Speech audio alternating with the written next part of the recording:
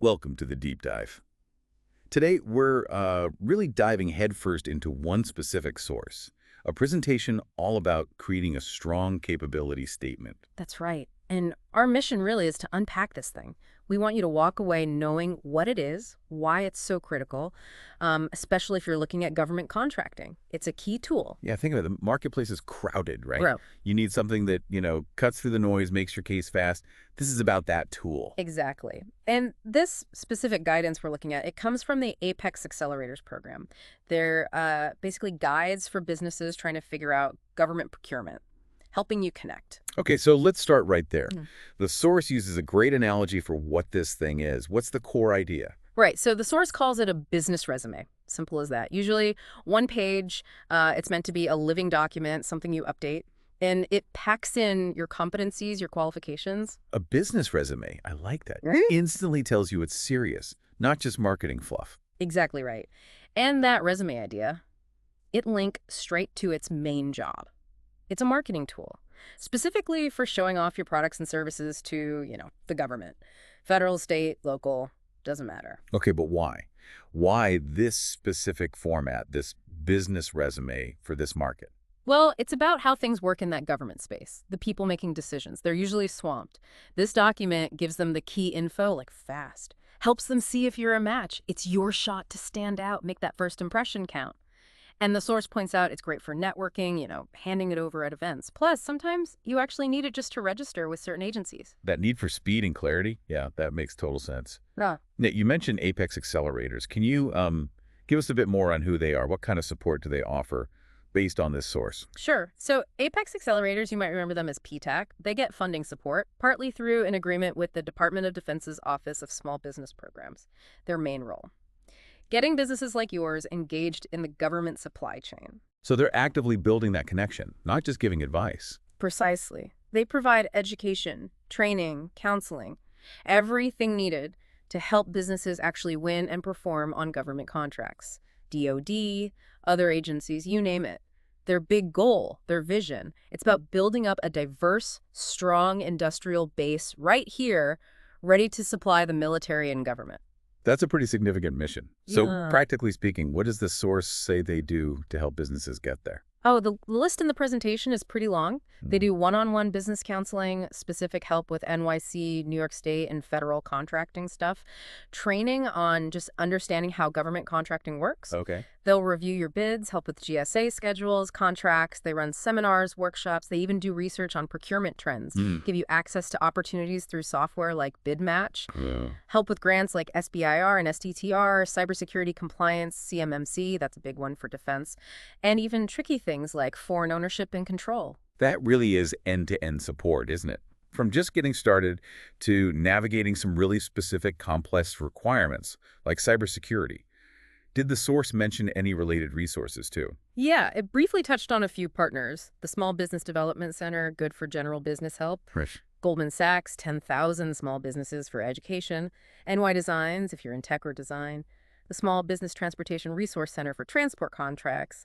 And importantly, it flags LaGuardia Business Services as the provider behind this particular guidance. Excellent context. Okay, so we know what it is, why it matters, who's helping. Now let's get granular. Let's build this thing. What are the key sections the source lays out? Right, this is where we actually start drafting. The presentation breaks it down into 6 main parts about us or company overview, core competencies, differentiators, past performance, company data, and finally, contact information. Okay, let's take them one by one. First up, about us or company overview. What's the goal here? Keep it brief. That's the idea. The source says its purpose is just to quickly tell them who you are and what basic value you bring. The quick hello. So what info goes in? A little bit of history, maybe when you started, an overview of your main products or services, maybe a quick note on leadership if there's something notable. But the key, like you said, is brief. The source says aim for just 1 to 3 sentences. Think of it like your company's elevator pitch. Just enough to get them interested then. Exactly. The source has some good guiding questions here. When did you start? What do you mainly offer? Anything unique about the owner or leadership, like, decades of combined experience. And what should you absolutely not do in this section? Don't get lost in the weeds. The source really stresses keeping it simple and high level here. Save the details for later sections. Got it. Simple intro done. Next, core competencies. This sounds like where you list your skills. It is, but with a twist.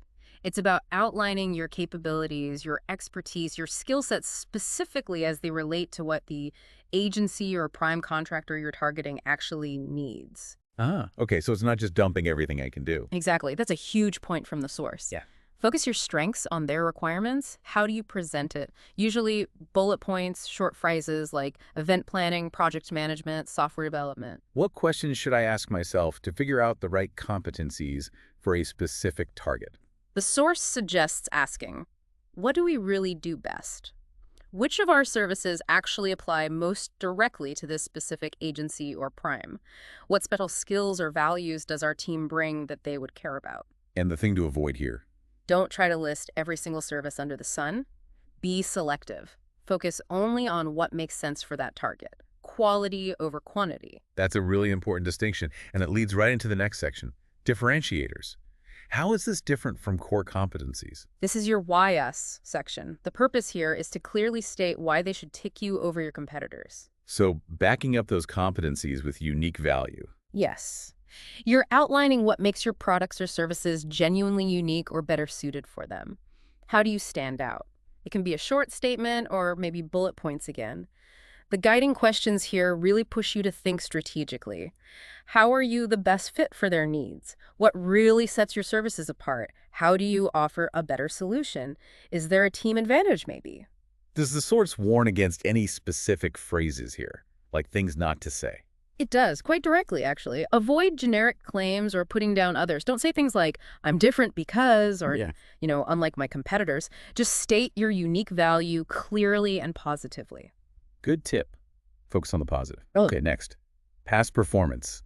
This feels like the proof section. Show me you've done it before. That's exactly it. Its job is to show you have a track record, that you've successfully done similar work that's relevant to what the target agency needs. It builds confidence. What kind of details could go in here?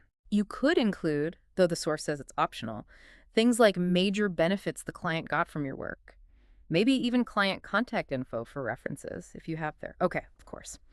Pictures of finished projects can work too, if it makes sense visually. But what if you're new? What if you don't have direct government contracts in your past performance? Great question, and the source covers this. If your company doesn't have that specific track record, you lean on the people. Highlight the individual expertise, the personal experience of your key players, founders, main staff. Talk about their relevant background and successes. Oh, that's really useful. So it's not just the company's history, it's the human expertise. What questions help shape this section? Think about which past projects relate most closely to what this agency needs? Which ones really back up your core competencies or show off your differentiators? How does this past work add to the story you're telling about your business? And the big don't. Definitely avoid listing projects that are completely unrelated to what the target agency might need. Keep it relevant. Show them experience that matters to them. Makes sense. Okay, almost there. Company data. This sounds like the nuts and bolts, the identifiers. It is. This is where you list those standard codes and certs government agencies look for, if you have them. Your SAM UEI number, that's the big one for federal work now, replace DUNS. Your CAGE code, the 5-character ID. Your NAICS codes classifying your industry, telling them what you do. Just list all of them. Focus on the main ones relevant to the target. And maybe NIGP codes if you're going after state or local. Also, list your socioeconomic certifications, small business, woman-owned, veteran-owned, hub zone, things like that, city, state, federal level. Plus, any required licenses. Anything else optional here? The source mentions you can add a sentence or two about your business size, number of employees, or where you typically work geographically, but keep it short and sweet. Right. And the final section, absolutely crucial. Contact information. Simple, but you got to get it right. Make it easy for them. Include the main point of contact's name, their role in the business, a professional email, and the source specifically warns against using generic info at type addresses. Use a real person's email. Add a phone number, work or professional mobile, and of course, your business website. Okay, so that's the structure, section by section, straight from the source. But just having the sections filled out isn't enough, is it? The presentation talked about making it actually shine. What else is important? Absolutely. A big piece is branding. Your capability statement needs to look and feel like your business. How do you achieve that visually? Put your company logo on there, make it prominent, and think about using your brand colors in the design. Consistency matters. Why spend time on that for a government document? Well, the source gives some solid reasons. First, it helps them instantly recognize your business. Second, it shows you put in effort, that you're professional. And third, it helps convey your whole business identity, the overall feel of your company. Yeah, that's more than just aesthetics. It's about building recognition and trust. Okay, and then the source had that list of things to absolutely avoid. What were the big pitfalls? Oh yeah, a really useful checklist of what not to do.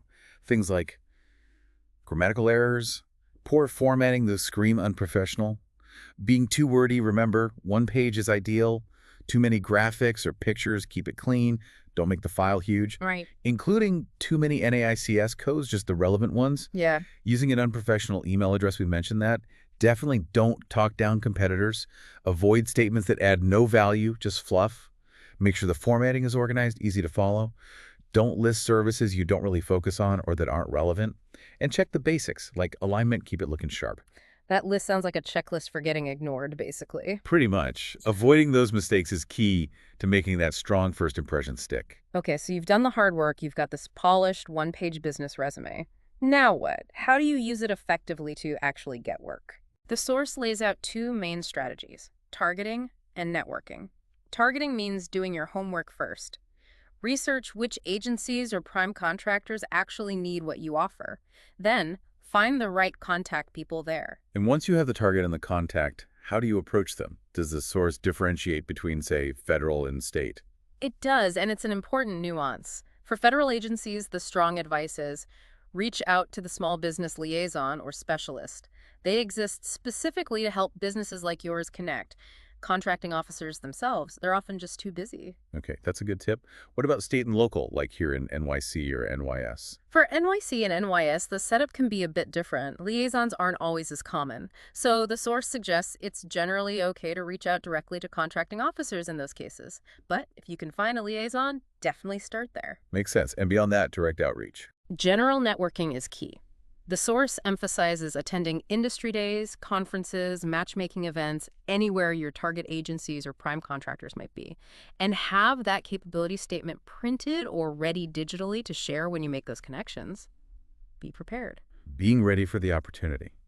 Now, we touched on this, but the source really hammers home the idea of tailoring, doesn't it? Oh, absolutely. This might be one of the single most important takeaways. Like, tailoring your resume for a job application, you must tailor your capability statement for each specific agency or prime vendor you target. It cannot be a generic, one-size-fits-all document. Well, how do you do that? What does tailoring look like in practice? The source breaks it down nicely. Only include the products and services from your list that specific agency is likely to buy. Use only the NAICS codes and certifications that matter to them. And maybe the biggest part, show you actually understand their mission, their values, their current challenges or needs. So it shifts from here's what I do to here's how what I do solves your specific problem or helps your mission. Exactly. You're proving you did your homework, and you're directly collecting your capabilities to what they care about. It shows respect for their time and mission. That's a powerful shift in perspective. Okay, last step. Before you hit send or hand it over, the source gives a final checklist, right? What should you double check? Yes, final checks are crucial. Before you share it, is all the information up to date? Certification still valid? NAICS codes correct? Website link works? Contact info current? All that stuff. Then just fire it off. No, the source advises a softer approach. Introduce yourself first, send an email, make a call, meet them in person before you just drop the document on them. Build a little connection first. And if you are emailing it, always convert it to a PDF. Keeps the formatting stable, looks professional. Good point. And the final piece of advice. It's simple but important. Feel good about IT. If you've gone through these steps, you've researched, you've tailored it, you should feel confident sharing this snapshot of your business. This has been incredibly useful, really digging into how to build and use a strategic capability statement. We went from that core idea, the business resume, through all the sections, the branding, the pitfalls to avoid, and crucially, how to target and tailor it effectively.